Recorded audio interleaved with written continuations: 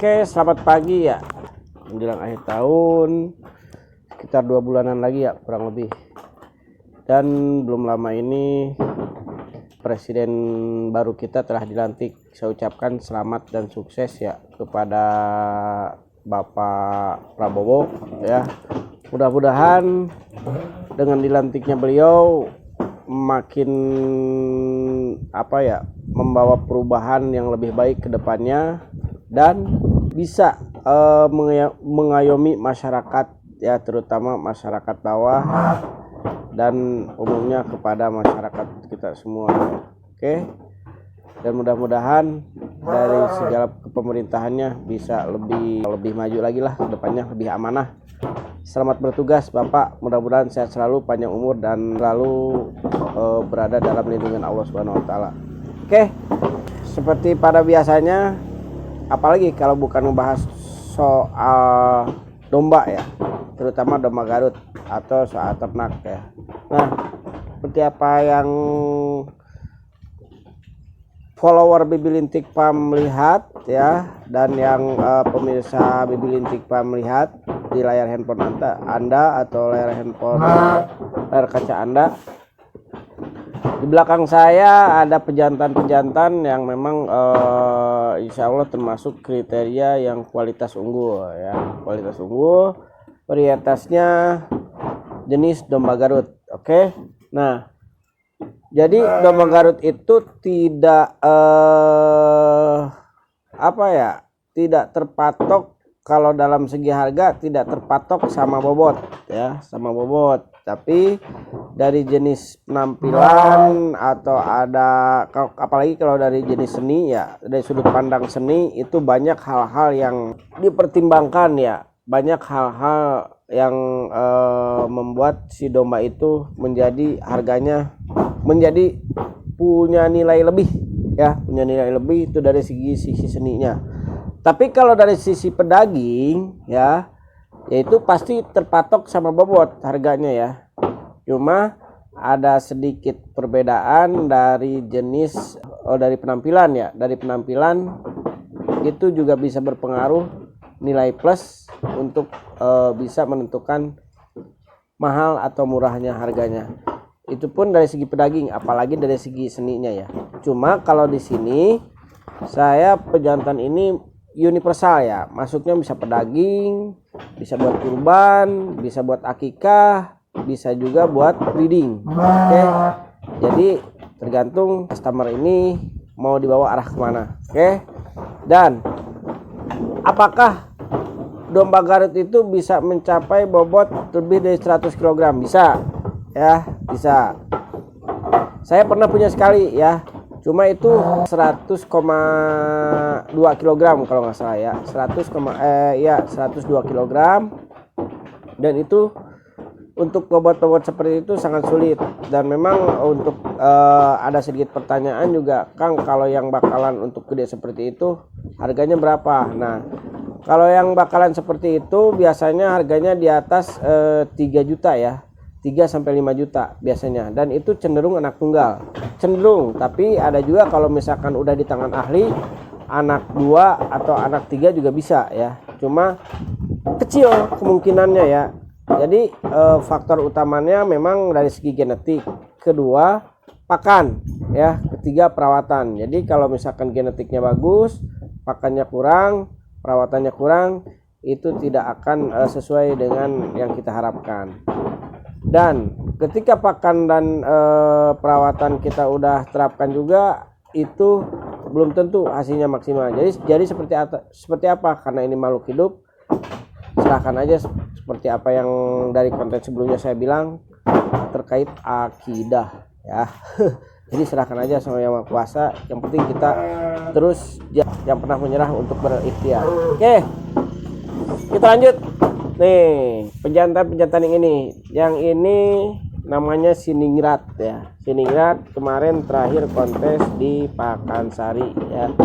Pakansari ini baru pertama kali turun, alhamdulillah performnya bagus ya. Performnya bagus. Nah, untuk yang ini bagi yang mau silahkan japri. Tapi kalau soalnya kalau yang ini memang masih menjadi apa ya, bunga kandang di tempat saya. Nah, oke, next ini ada yang belang sapi ya, belang sapi jenis tanduk golong tambang, ya kan? Itu pun itu masih termasuk leang golong tambang ya. Tuh ada leang golong tambang ya. Jadi berputar 2 kali. Yang ini pun berputar 2 kali. Kalau ini termasuk golong tambang juga. Nah, ini belang sapi. Ini di harga sekitar 7,5 juta. Oke. Bobotnya paling sekitar di 60 kiloan kurang lebih. Oke, kurang lebih. Kang, kok mahal? Jadi sudah saya jelaskan tadi di depan ya. Oke. Nah, ini ada lagi next ya.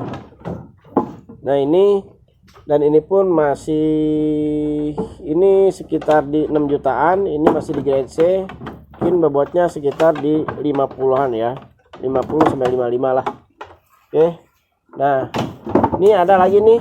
Ini di 6,5 juta. Ini masih di grade C juga. Grade C. Ini di angka sekitar 6,5 juta ya. 6,5 juta. Silakan bisa nego ya. Bawa nego langsung ke kandang itu lebih bagus. Mau by WhatsApp silakan ya. Video atau foto jelasnya ntar ada di nomor WhatsApp saya ya. Nah, ini ada di grade B utama. Kalau gemuknya pun ini bisa mencapai bobot sekitar 76 kilograman. Berarti di bawah 80 kg dikit lah. Ini berarti bisa masuk ke A ya. Karena patokannya kalau kelas A itu di atas 75 kg. Itu masuknya kelas A ya. Tapi kalau misalkan di bawah 75 kg itu masuknya masih di grade B. Tapi itu di sisi sudut pandang kontes ya, dari sini. Kalau dari segi kurban itu ini termasuk ekstrim ya, ekstrim. Kurban itu udah gede banget ya. Dan kalau untuk pejantan tinggal cari bibitnya yang bagus. Ini bapaknya 70 kg juga, 76 kg. Itu bisa apa ya, bisa mencetak anak sekitar 80 kg ke atas. Oke Kang, yang mana yang contohnya bobot yang 80 kg? Yuk kita ke depan nih, kebetulan ada di luar. Oke. Oh, lihat ini si Barong nih, yang kemarin juga turun nih. Kemarin turun di kontes Pakansari ya. Nah, kalau yang ini alhamdulillah jenis dombanya gede ya, tapi jinak ya, jinak. Oh, jinak ya. Kalau yang itu agresif. Kemarin ada yang dari komen ya, dari salah satu follower ya, saya lupa namanya siapa ya. Karena memang alhamdulillah setiap kita bikin konten ada yang komennya ada aja gitu, cuma tidak saya kurang ingat gitu. Nah, Kang, bagaimana caranya supaya domba Garut tidak galak, tidak numbruk-numbruk ya?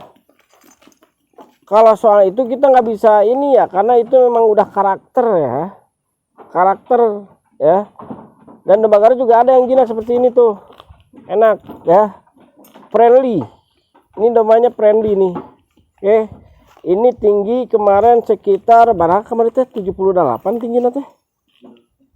Pada 85. Pokoknya ya sekitar 78, sekitar 78 80 lah ya. Kemarin ditimbang itu sekitar 80 kg waktu pas kontes di Pakansari ya. Nah, panjangnya ini sekitar 1,20 meter nya panjangnya teh. Apa 90? Kalau dari kepala sini 1,40 meter ke sana. Gila gak? Panjang nih, long sasis nih. Yuk, siapa yang mau ya? Ini saya open price di harga 9,5 juta. Ya. Bisa nego tipis. Yuk, bagus sekali buat pejantan, ini masih masa-masa produktif. Ya.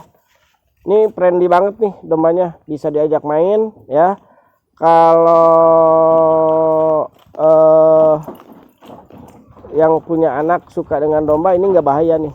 Ini nggak bahaya ya. Bisa diajak jogging ya. Bayang nggak, orang bawa anjing, kita bawa domba. Mantep. Bawa diajak jogging ya. Ya. Ini belum mandi ya, belum mandi. Ini si Barong nih. Siapa yang mau nih ya?